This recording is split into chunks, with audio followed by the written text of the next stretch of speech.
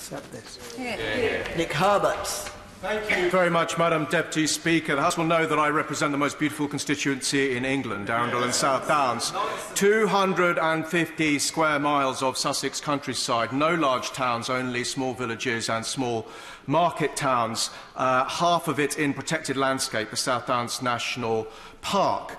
Nevertheless, there is oil extraction in my constituency, and it is entirely uncontroversial. There are small oil wells, and I have never received any complaint about them. There is regular visit, I assume, by oil tankers to take the oil off the site, but they are located sensibly, and as a result, the public does not get excited about them. In my neighbour's constituency of Chichester, there is in fact such a well in the national park itself. Similarly uncontroversial because it's located near a main road, not near a community.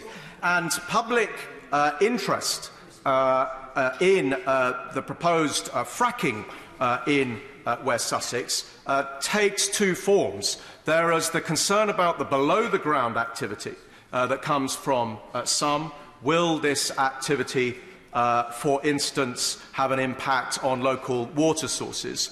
And then there is the concern about the above-the-ground activity. What will the exploratory drilling and then any potential drilling mean in terms of future traffic movements that will affect neighbourhoods? And my experience is that when proposals have been made where communities get particularly exercised, it is because of their fear that the countryside in which they live is about to become industrialised, and that what are otherwise quiet country lanes and quiet villages will suddenly find that they have very significant lorry movements through them, not just in the exploratory period, but potentially afterwards if large sources are discovered.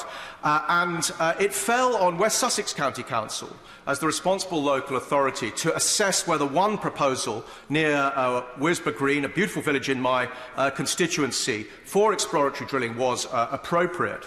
And the County Council looked at the proposed traffic movements down very narrow lanes and was very unhappy about the impact of them. And in fact, ultimately the Council, taking no view on the merits of fracking or drilling otherwise, not having a policy of animus against the extraction of the mineral, nevertheless thought that the lorry movements were inappropriate. And I think they were rightly reflecting the concerns of the local community. I give way to the honourable gentleman. Is making an excellent speech. It's not just at the drilling sites where traffic is a concern. The Nostrop treatment works in Leeds, one of only 3 places that's licensed to treat fracking wastewater, and that wastewater would discharge into the River Aire. So there's concern there about traffic movement and about discharge into local rivers. So it's not just at the drilling site, but also at treatment works. The honourable gentleman makes an interesting point. There are, of course, environmental objections that are wider, and those might be addressed separately by the suitability, the strength of the regulation of this activity. But my concern is whether it is appropriate for exploratory drilling and then potentially subsequent extraction of shale gas should be allowed by permitted development. Now, I am not an opponent in principle of permitted development rights. I think that it is appropriate sometimes for those rights to be applied. I am a supporter of those rights being applied for the conversion of office buildings to residential premises, because I think that has produced a large amount of housing that would not have happened otherwise. I give way to the honourable gentleman. Member for giving way. The Conservative Party manifesto, the 2017 general election, actually spoke about a revolution in shale gas and spoke about liberalising the planning regime. That's a manifesto, of course, that Conservative members stood on. Well, is entirely right. There were many other manifesto proposals that we stood on that have not seen the light of day. And I would gently suggest to my honourable friend, the Minister, my very good friend and near neighbour, the Minister, that this would be one proposal that it would be wise to keep in the bottom drawer, firmly locked away. I do not think that it is wise to allow this activity to be put under the permitted permitted rights regime. I don't think that's an appropriate use of this planning procedure, because I think it is appropriate for local authorities to be able to assess what is the impact of things like traffic movements on an activity in their area. And yes, you can put conditions on permitted development. That is not the same as having it looked at by the local authority. Of course, all of these things are a question of balance. But one thing that I would say is that I have discovered in 14 years as the Member of Parliament for this beautiful constituency in West Sussex that there is no uncontroversial, no non-controversial way of generating energy in our country.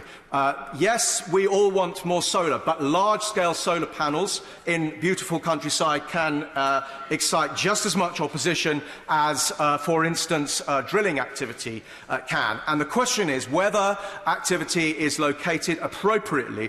And I think that some of the proposals that have been made in my constituency have been for inappropriate locations that have not thought through what the impact on local communities would be, and others are uncontroversial because they have been more sensibly located. So I do not have an in-principle objection to the extraction of oil or gas. I'm not entering into the debate about the merits of fracking in particular. It's likely that there will actually only be oil in my part of West Sussex and not gas anyway, I think, but I may be wrong about that. But I do know that there is concern about the potential random industrialisation of the countryside. And what we can't do is just allow that by one tick in a ministerial box and then find that there is absolutely no control over that whatsoever subsequently, except in the protected areas of the national park. There has to be the ability of local authorities to take a view about the impact of things like traffic movements and decide whether the levels are appropriate and potentially to be able to put conditions on it. And that's why I think we should retain the existing planning regime for this activity, and why I would, I repeat, strongly suggest to the Minister that this is not a proportionate or sensible policy that he should pursue.